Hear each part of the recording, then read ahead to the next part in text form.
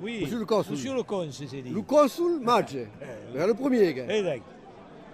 À qui a quand même fait une inauguration de toute l'ensemble urbain avec une statue de Frédéric Mistral et des bustes d'Esprit Madier. Est une cause qui place Iraga sur la map.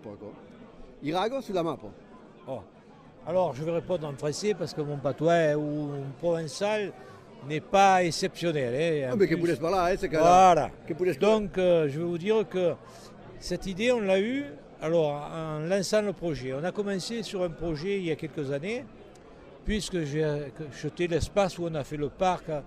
Il y avait la Bastide et à côté, il y avait des bergeries. Des bergeries, on a conservé une qui est jolie, qui est pas mal, on le voit dans le cadre tout en bois.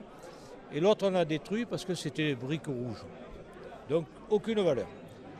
Ensuite, on a restauré la Bastide. Après consultation, on a fait le choix de M. Vaton, qui a donné un résultat à ce bâtiment, vous avez pu le voir, qui est, je dirais, cossu, qui a été bien suivi au niveau du chantier, bien pensé et qui nous donne un lieu de travail en tant qu'élu, je dirais un peu exceptionnel. C'est au centre du village, c'est l'accueil, entouré par le parc. Le parc, je suis fier parce que c'est l'entreprise de la mairie, les techniques, ils sont 7, ils ne sont pas beaucoup, qui ont tout fait. Le réseau, les plantations, l'organisation qui ont apporté le point de vue pour arriver et faire en sorte que ce soit un parc qui soit agréable pour la population, pour nos jeunes, l'été, également pour les anciens. Il faut qu'il y ait un partage de ce point central pour la commune. Et la finalité, c'est la halle sur laquelle on est aujourd'hui. Et là, c'est parce que je vais un peu au Palombe dans le Gers, et dans le Gers ou autre. Et dans tous ces secteurs, il y a des halles.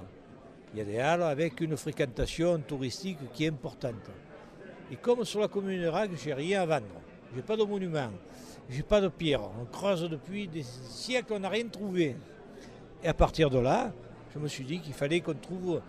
On a notre place avec un village agréable, qui est espacé, une place centrale, je dirais un village typique provençal.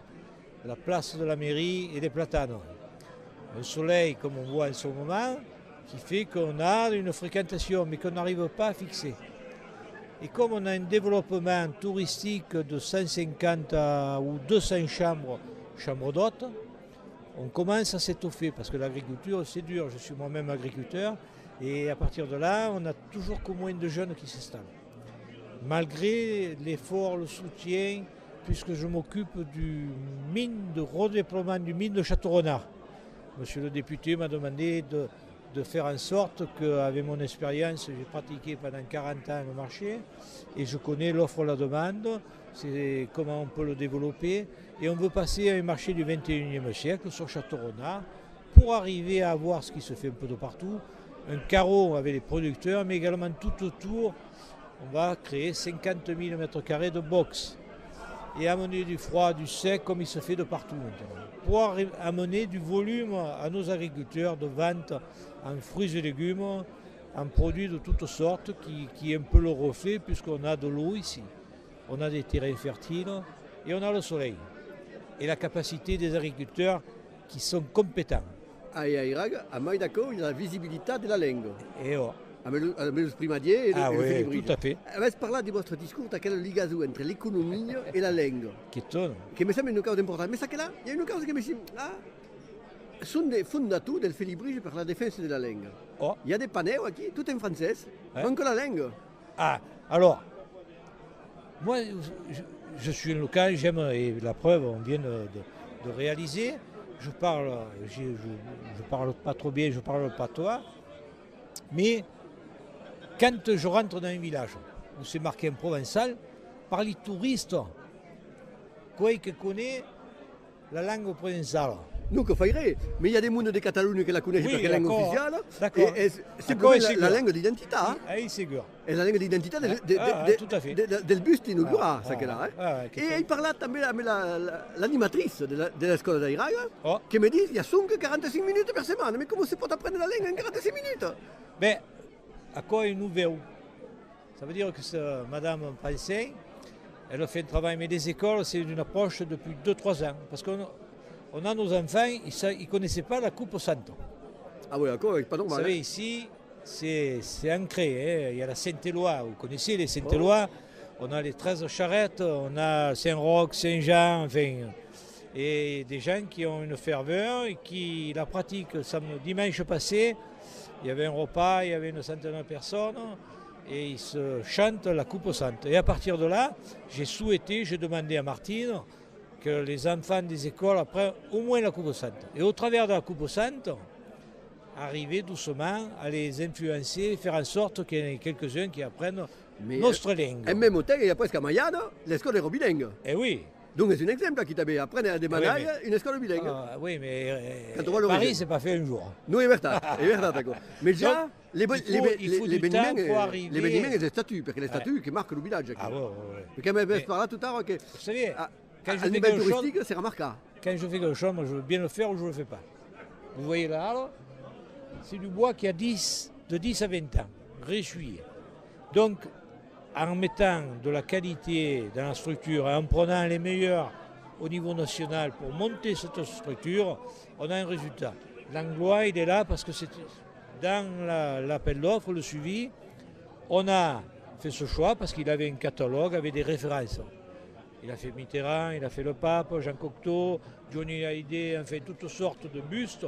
Et on voyait qu'il y avait un amour de travail qui fait qu'on pouvait arriver et espérer avoir le résultat qu'on a quand on voit Mistral. Il est pas mal, et je trouve qu'il est même très beau. Et à partir de là, quand on fait quelque chose, la Bastide, c'est pareil. Je veux avoir, pas des félicitations, mais avoir la satisfaction que lorsqu'on s'engage dans une démarche, à la sortie, il n'y ait pas de remarques particulières. Nous, élus, quand on ne nous dit rien, c'est que c'est bien fait. Inauguration, avant le lever de la bandiera des provinces de la statue de Frédéric Mistral, à quelle bandiera? Dans la penca, à l'entrée de la commune? Il n'est pas viste, per lui. Il sera donc d'arène d'avant, feste ou pas feste, il y aura la bandiera aquí. Oui. Vous savez, nous, la Provence, c'est notre fief. Mistral, quand j'ai dit c'est nos voisins, ils habitent 5 km, les autres, le maximum, c'est Châteauneuf-du-Pape, je crois que c'est 20 km. Donc ils sont tous autour là. Et à partir de là, moi je parle de langue provençale. Langue provençale, Mistral, l'effet libre. Après c'est vrai que ça s'est agrandi, Mistral a voulu le porter dans d'autres régions, c'est tout à fait normal, logique. Mais les papés là, qui sont sur le banc tous les matins là, et qui refont le monde, eh bien, ils parlent le patois chez nous. Alors ils papayaient. Pendant l'inauguration, vous avez entendu quel papé, que avait eu les oreilles fines. Est-ce que vous pouvez acabar à quelle entrevista en vous donnant une félicitation? Est-ce que peut vous donner une félicitation? Parce que franchement, quel est le premier cas d'abord qui va y avoir qui arrive à lier l'économie et la langue d'une manière concrète et active? Et a bien mis le résultat qu'il y a à quel parc, donc tout à coup mérite grande félicitations. Merci. Et merci pour votre accueil. Merci à vous autres. Merci bien.